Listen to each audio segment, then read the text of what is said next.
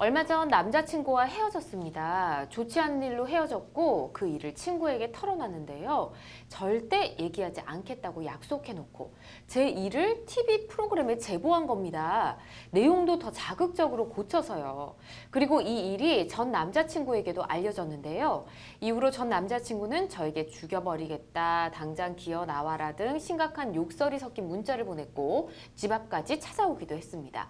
저는 제가 올린 게 아니라고 했지만 믿질 않아요. 이젠 저를 명예훼손으로 고소하겠다고 하는데요. 정말 제가 잘못한 걸까요?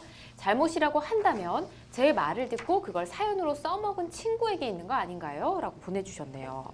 아, 이런 일이 생겼군요. 이제 그 내용이 뭐 어떤 사연이 있으신지 몰라도 내용만 딱 봐도 저 우리 일이구나 하는 걸 알만한 내용이었나 봅니다. 일단 전 남자친구가 있었던 일을 친구에게 말한 행동, 이게 명예훼손이 될까요?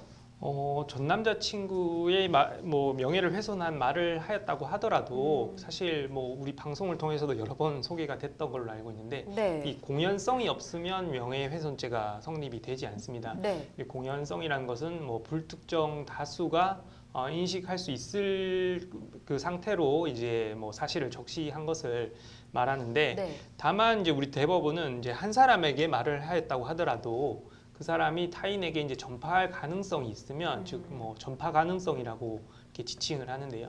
전파 가능성이 있으면 또 공연성을 인정해 버려요. 네. 그래서 뭐 사연과 같이 또 이 상담인께서 뭐 자기 친구에게 한 사람에게 말했지만 그 사람이 타인에게 전파할 가능성이 있었다면 명예훼손죄가 성립을 하는 것이죠.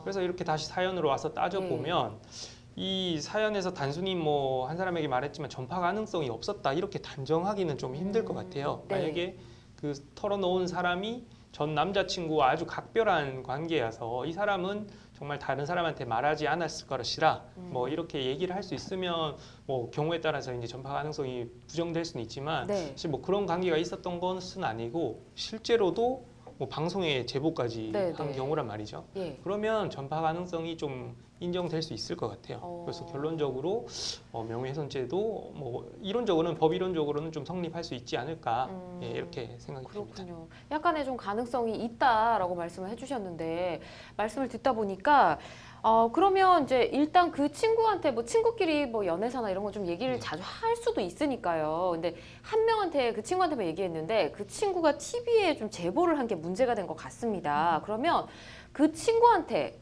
너 명예훼손이야, 명예훼손죄야 이렇게 얘기할 수 있는 건 아닌가요? 네네. 우선은 그 친구분이 어떠한 방식으로 어떠한 내용을 TV에 제보했는지 사실 그게 가장 중요하긴 하거든요. 네. 앞서서 박 변호사님께서 말씀하신 것처럼 명예훼손죄는 뭐 공연성 요건도 갖춰야 되고 특히 상대방의 실명이나 상대방을 특정할 수 있는 뭐 요소를 갖춰야 돼, 특정성이란 요건도 갖춰야 되고 그 다음에 그 사실의 적시라는 부분이 있어서 그 사실이 또 명예훼손적이어야지 성립을 하는 범죄거든요. 네. 그래서 구체적인 내용에 따라 조금 다를 수가 있고 다만 이제 이 TV에 방송을 했다고 하면 만약에 명예훼손죄 성립 요건을 모두 갖췄다고 하더라도 혹시 뭐 공익성이 인정이 돼서 이런 부분은 뭐 명예훼손죄로 처벌을 면할 수 있지 않을까라는 생각도 듭니다. 다만 예. 이제 이분이 사연의 친구분께서 악의적으로 조금 내용을 변경했다고 하시니까 그 부분이 허위가 인정이 된다고 하면 이건 사실 공익성에 불문하고 처벌이 가능할 수도 있는데 또 이 부분 같은 경우는 방송 송출한 경위 같은 거 봤을 때에는 네. 조금 뭐 공익적인 목적이 인정이 될 수도 있지 않나 생각이 들어서 구체적인 내용은 좀 자세한 내용을 보아야 될 것 같습니다. 방송에 송출이 될 정도의 내용이면 뭔가 공식적인 내용일 가능성이 좀 크니까. 네네, 그렇죠. 예. 굉장히 어렵습니다. 저희가 그 내용을 보지를 못하고 또 듣지를 못한 상황이라 판단이 굉장히 어려운데요. 우선은 전 남자친구가 또 그 일로 인해서 이 협박을 한 것 같아요. 저 뭐 죽여버리겠다, 뭐 이 심각한 욕설이 섞인 문자도 보내고 집 앞에도 차고 왔다고 하는데 이런 갑작스러운 방문이나 폭언 협박이죠. 네.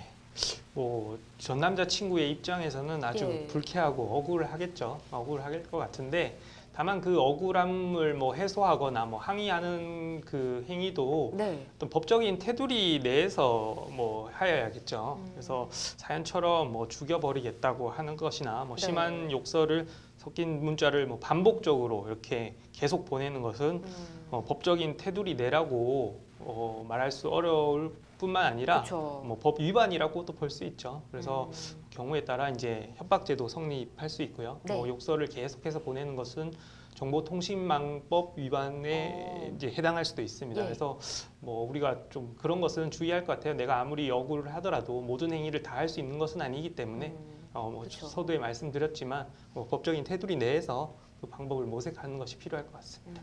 알겠습니다.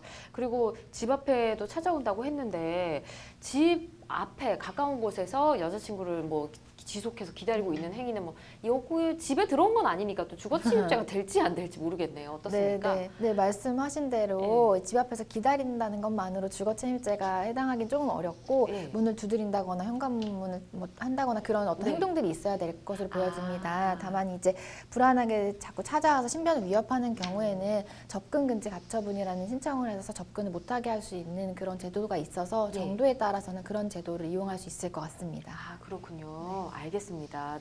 전 남자친구가 뭔가 적극적인 문을 두드리다든지 이런 행동을 취하게 된다면 바로 이제 접근 금지 신청을 좀 해보시면 좋겠다는 생각을 좀 전해드리겠습니다.